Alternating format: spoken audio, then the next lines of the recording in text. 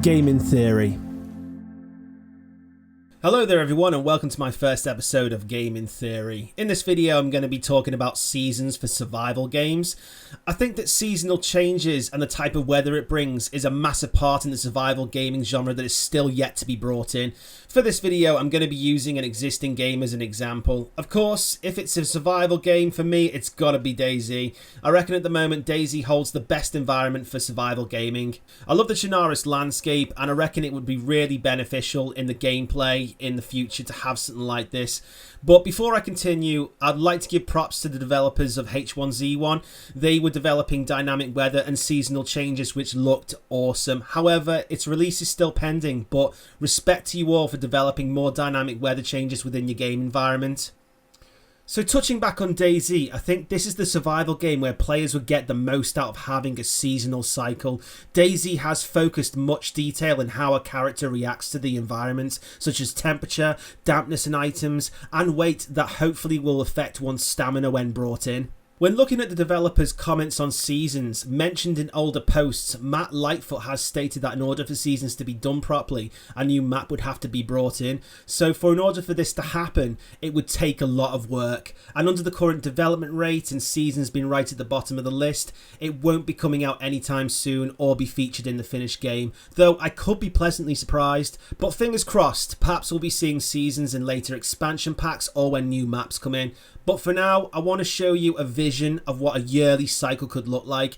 I have some important points I want to talk about afterwards, but for now, I want to show you all the good stuff and ideas. So we're starting off with the environment and its current settings of late summer to early autumn. To be precise, when you joined the server in the past, October the 11th would be displayed in the wallpaper. So I'm guessing this is the current date right now, which is October the 11th in October. That's just dumb. Why did you say? Yes, of course, October the 11th is in October. Right, okay. So after that time of the year, of course, the trees and plant life start to brown and begin to shed leaves. The temperature gets colder during the nights. Possibly as the trees are shedding more, the current fruits and berries and apples disappear and instead you're left to forage things like nuts and seeds. There could also be more bird activity to hunt as well, as you have flocks of migrating birds flying south. Perhaps the position of the sun could change, making time shorter, but on a side note for any survival game, I'm not confident that would be something good for gameplay, as I reckon an equal balance of day and night would be preferred. I myself do like playing in a nighttime situation, but if it becomes a frequent thing, it could get tedious. But it could be argued, well, if you want it realistic, then you get it realistic. I don't think it's a real big issue, as there's loads of times to pick in public servers. It's just if you play on a small private server where it's run roughly in the same kind of time frames. Okay, so anyway, moving on from late autumn into early winter, the landscape has begun to dramatically change. The woods are almost bare and you've begun to get spells of sleet and frost. This is where things could get quite interesting as the environment becomes more difficult. The temperature drops further through the days and more so in the night. As your character becomes more accustomed to being in a cold state, you burn more energy, so you have to hunt more or gather more food. Perhaps predator animals like bears and packs of wolves become even more numerous and aggressive as food becomes more scarce. Thicker fog banks could sweep through, making woodlands areas pretty limited in visibility. I reckon for communities as well, this would be great, as you may have to become more reliant on bases where you have to pool your resources. Even the gradual change to a harsher climate could encourage more teamwork to build more decent or permanent bases. It could create a sense of urgency, perhaps, for players to prepare for what is the most difficult part of the year. Now, this next stage is the most interesting because, without warning, a snowstorm could move in the next day and the whole place is just a complete whiteout. Now, this really would be cool because this season is probably going to be the most difficult to survive in.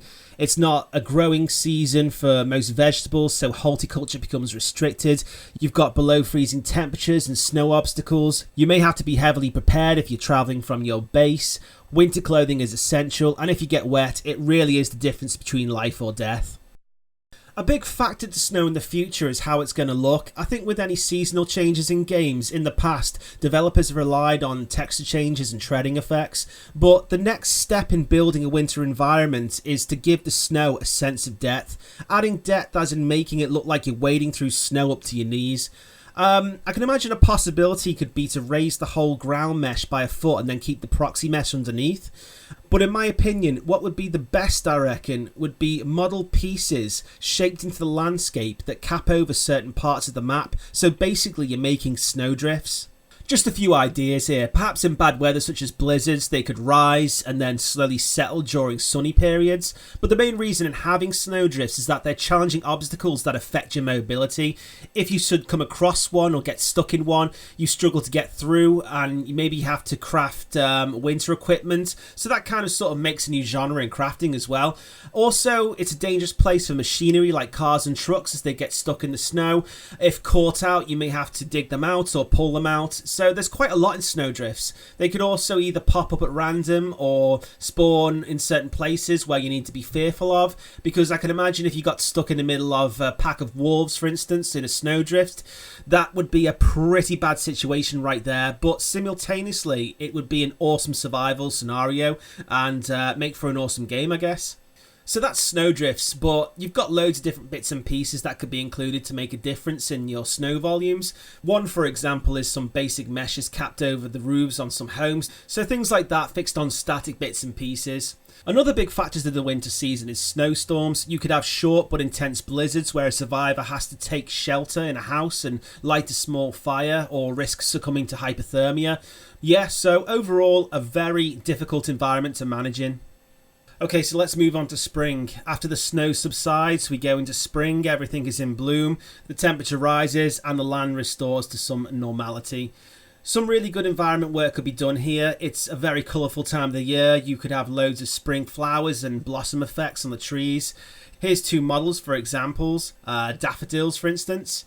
From late winter to early spring, you could see them in clusters on fields. Pretty common and colourful. And further into the woods, you've got one of the most iconic flowers, which is bluebells. In a climate like Chernarus, you'd see a lot of these carpet through the woodland areas. That'd give you a real sense of spring. But that all aside, there'll be other types of survival games in the future with seasons. But with the zombie genre, I've got to question here, are seasons appropriate? If you consider the setting for zombie games, their environments are dark, gritty or morbid. Autumn and winter works well, but spring and summer are opposites to that. They're full of colour and life. So that's the big question. Is this fitting for a zombie game? And lastly, moving on into summer. Everything is in abundance, temperatures are fair, pretty much all round pleasant like summer is, very similar to spring. I guess for summer you could have hot days like heat waves where it affects your character's hydration and stamina. And yeah, that's about it. I hope you found this interesting, and if you think I've missed anything at all, let me know in the comments below. Right, that's the vision. Now let's talk about how something like this could be possible. And there's no other way to put this, with a lot of hard work. It's going to take a lot of work on assets and changing textures to environment effects and then weather conditions to that probably have different rules and stuff. There are also degrees in how complex you want season changes to be. I'll give you two examples. First one, the hard way, and the second way, the extremely hard way. So the first one, imagine you've got 8 different stages that cover a spectrum of all the seasons. So that's 2 changes per season with the change on average of every 45 days. Now, the simplest way would be to just flip from one to the next every 45 days. That in itself would be great. I mean, I don't think there's really anything out there yet that covers seasons. So changing the scenery every 45 days is simple, but still groundbreaking. The next option, which is a bit more complex, is the seamless way, a gradual transformation through the 8 stages. Just take trees for a basic example. You give the trees set IDs hooked up to timers that gradually change the textures at different times from each other. So unless you get snow, you won't notice any dramatic change. It seems simple, but bear in mind you've got to rig up everything. Floors, plants, trees and roads and so on. And after that it gets even more complex to make it look realistic at certain times of the year. Take late autumn for example. You've got trees at high altitude that have been affected by snow. Thus you would need an additional system of more IDs or groups to adjust to the height or the altitude on specific seasons. Another example of this is when a snowstorm comes in and everything dramatically has to change at once as you have a massive whiteout.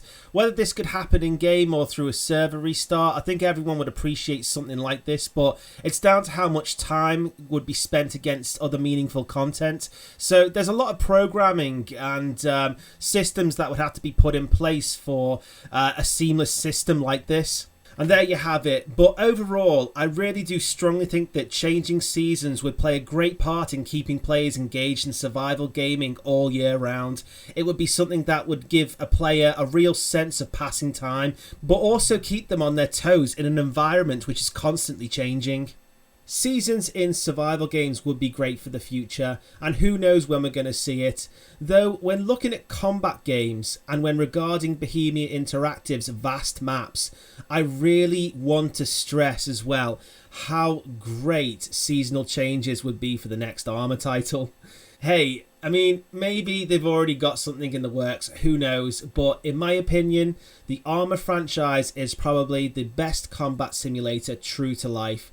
Through the series, the expansions, the mods, to the clans based in combat realism, it really is the most realistic combat game provided that you join the right gaming community. At the moment, the landscapes in Arma 3 are concentrated on drier tropical settings with climates that show little change year round.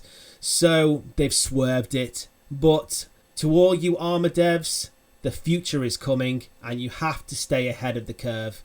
Come Arma 4, if there is going to be an Arma 4, I really think the devs should bring in a landscape where you can set your own seasons. You could open up players to create their own combat scenarios that have pros and cons to the environment they have to tackle. For example, winters could affect the mobility of your avatar to even the body temperature. Vehicles could handle differently in the snow or become trapped in snowdrifts. Some players would say, well, that kind of sucks. I came here for combat, not to whinge about how I've become marooned in some blizzard. But the great thing about Arma is that you have people who love doing the logistics in the background. The people who currently transport you from the battlefield and airlift your vehicles. So them having to save you from some snowy hellhole makes their gameplay more worthwhile. I could really rant on more about this and give a really more in-depth talk about the contrast of temperatures, to summer to winter, to how your weapons could be affected, to even new types of camouflage that you could dress your soldiers in. You know, so yeah, it just opens up more and makes it more worthwhile.